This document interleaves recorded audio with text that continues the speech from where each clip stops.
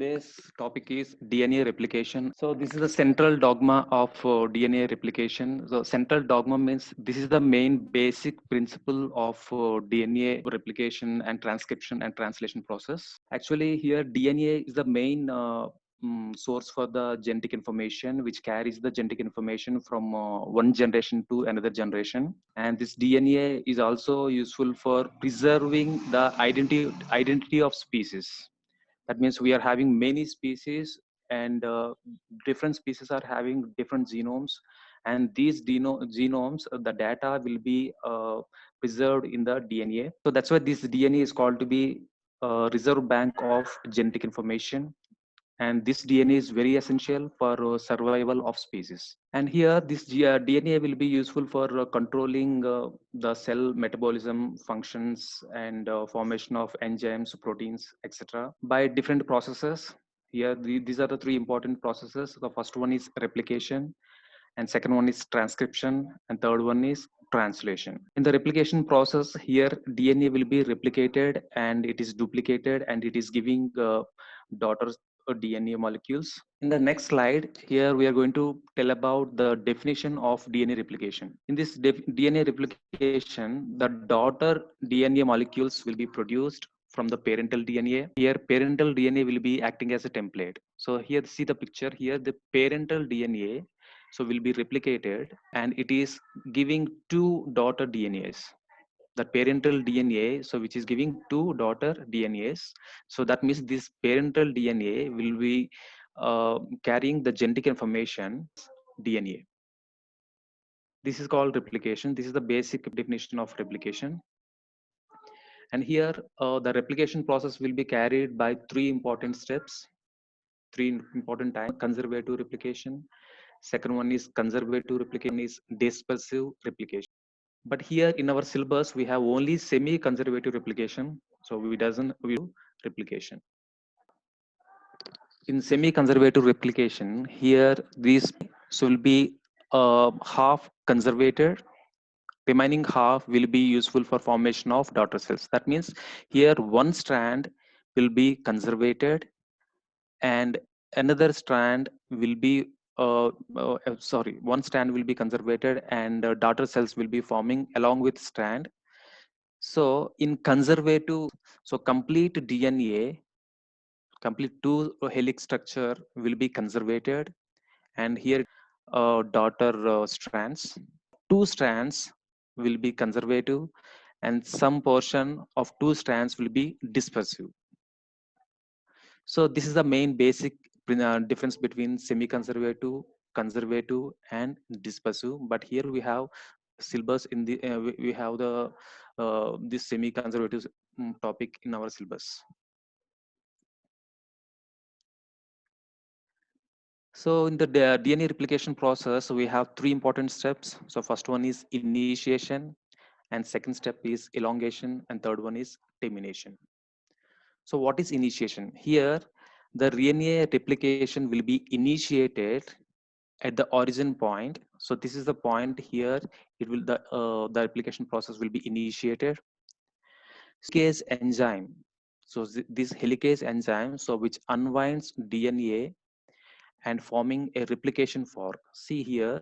So at this point, so helicase enzyme will be acting and it will be unwinding the replication, this helix structure. And here two replication bubbles. Actually, in prokaryotics, so we are forming only one replication bubble, but in eukaryotes, more than one replication bubbles will be formed in the same DNA replication process. So here we are having two bubbles, so that means this is a eukaryotic cell. So this is the place of origin of replication here, or it will be started here. So this origin point is for this bubble and this origin point is for this bubble. Here, the replication, the bubble formation, which will be done by two-way process. So bi-directional process. So here the fork will be going this direction and here this fork will be going in this direction. And finally, these join together and the replication process will be started.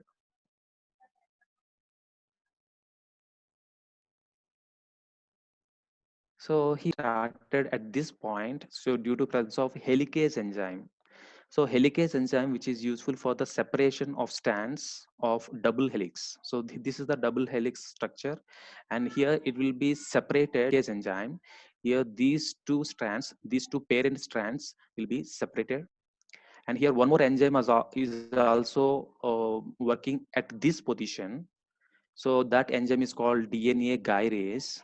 So this DNA gyrase will be useful for it is used at the outside of the replication area, and which is useful for not DNA molecule. That means it is trying to keep the two strands in elongated way. And helicase structure, helicase enzyme will be useful for separating these two parental strands. And also we are also having many enzymes will be involved in this DNA replication process, like primase. So this is the primase, and this is the primer. Here RNA primer will be used, so which is a short sequence will be present. So this RNA primer will be useful for the starting of. So this primer will be formed. This a short sequence will be formed due to presence of RNA primase. So here RNA primase is an enzyme, so which is forming a short replicated sequence that is called RNA primer. So from this point here, the replication will be started. A new daughter strand will be started in this direction. So the leading strand. So why? Because so this is the here RNA primer is present at 5' end. This is a 3' end of the parental DNA, and this is the daughter strand, and daughter strand is starting at 5'.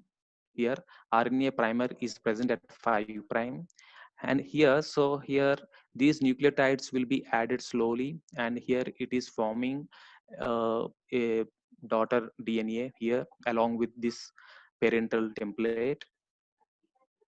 And here this DNA polymerase 3 enzyme, which is responsible for formation of this strand. That means elongation of this strand will be done by DNA polymerase 3.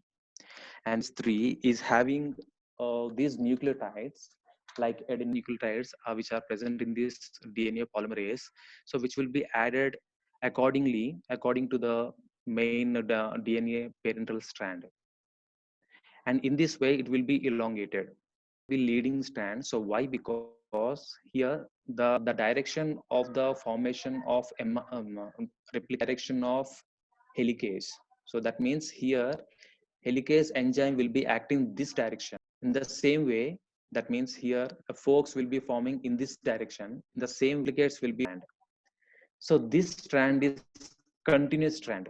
So here it is not a divided strand. This is also called to be continuous strand. And the second strand is called to be lagging strand. So here also a replicate will be formed, but comparing with the leading strand, here lagging strand is having some fragments. Here it is forming a fragments, and after formation of fragments, so these fragments finally forming a daughter replicate.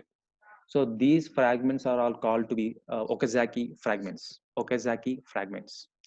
So one more difference between this leading strand and lagging strand is, so leading strand is having only one at this point, it is starting, but here lagging strand is having many primer fragment, Okazaki fragment, and this is the primer for next Okazaki fragment. So we are having many Okazaki fragments here, and we are having many primers here for formation of this strand. But this strand is not continuous.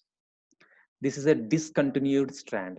This lagging strand is also called to be discontinued strand. It is not continued, but leading strand is called to be continuous strand. So it is having only one primer, a starting point,